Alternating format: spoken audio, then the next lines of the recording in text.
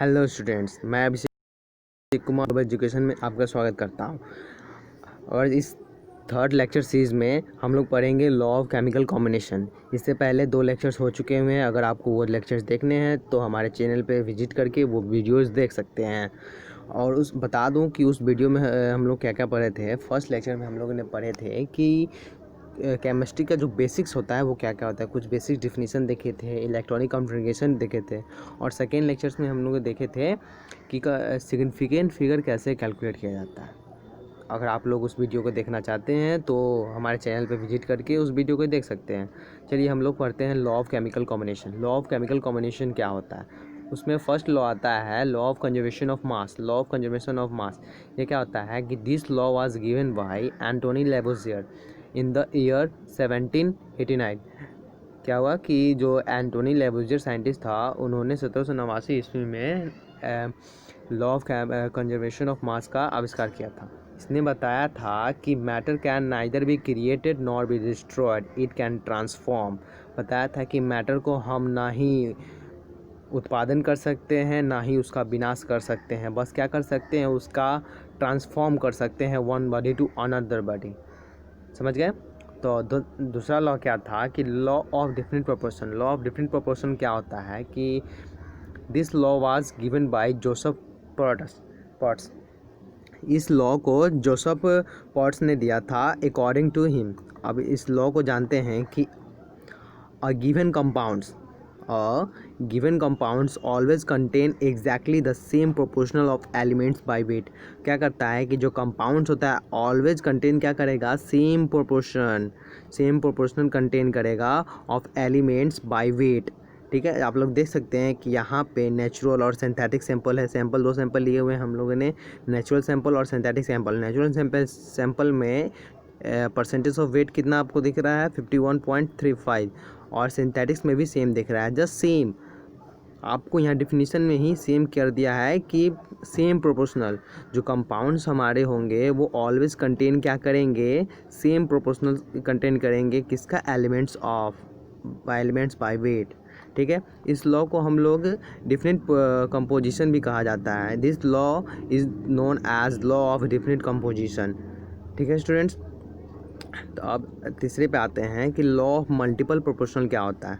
Law of multiple proportional, this law was given bye Dalton's. ये law multiple proportional का जो law है इसको डाल्टन्स ने दिया था। कब दिया था, 1803 ईस्वी में दिया था। अब जानते हैं कि लॉ क्या होता है। According to this law, if two element combine to form more than one compound.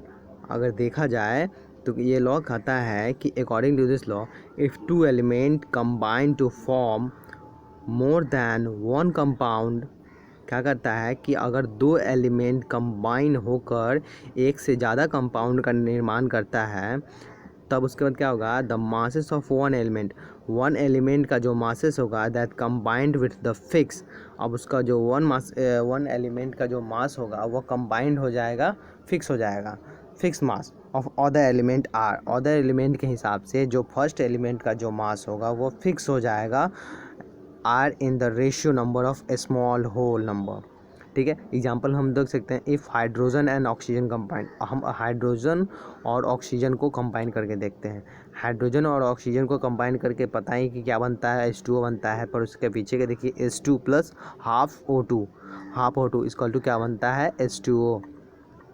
अगर हम 2 ग्राम हाइड्रोजन लेते हैं और 32 ग्राम ऑक्सीजन लेते हैं तो हमारे कितने बनेंगे, 34 ग्राम ऑफ क्या बनेंगे, हाइड्रोजन पेरोक्साइड।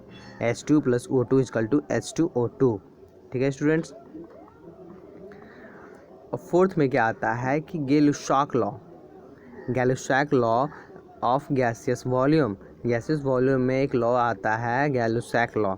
ये बहुत इंपॉर्टेंट लॉ होते हैं, ये एग्ज़ाम में भी पूछे जाते हैं, इसलिए आप लोग इसको सिंसियरली होके देखिएगा। This law was given by Joseph Gay Lussac एक साइंटिस्ट है जिसने इस लॉ को मतलब बताया था अकॉर्डिंग टू हिज। अब देखते हैं इस लॉ क्या कहता है। when gases combine or are produced in a chemical reaction, क्या कहता है कि according to his, when when gases combine और produce in a chemical reaction, अगर कोई गैसियस कंबाइन करता है या फिर प्रोड्यूस करता है कब, केमिकल रिएक्शन में, the they do so in a simple ratio by volume provided gases are at same temperature and pressure. अब क्या करेगा, जब दो लोग दो गैसेस कंबाइन करेगा या प्रोड्यूस करेगा केमिकल रिएक्शन में, तब उसका sample ratio of volume provide करेगा। क्या करेगा, एट सेम टेम्परेचर और सेम प्रेशर पे ही जो उसका रेशियो होगा, रेशियो ऑफ वॉल्यूम प्रोवाइड करेगा। जस्ट लाइक आप लोग एग्जांपल में देख सकते हैं कि हाइड्रोजन और ऑक्सीजन को वाटर बनते हैं।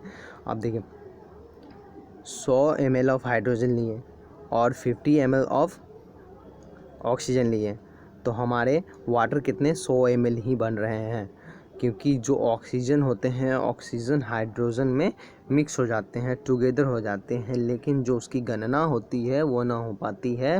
हो क्या हो पाती है, हाइड्रोजन का ही जो होता है, इसलिए H2O2 दिख रहा होगा आप लोग यहाँ पे ratio of H and O देख सकते हैं कि हाइड्रोजन का लिए हम यहाँ पे, मैंने आपको इससे पहले बताया था इसी का गणना होती है, लेकिन नहीं, गणना हो पाती है किसके अनुपात में, रेशियो के अनुपात में। कैसे, तो देख सकते हैं कि हाइड्रोजन और ऑक्सीजन यहाँ पे दिया हुआ है।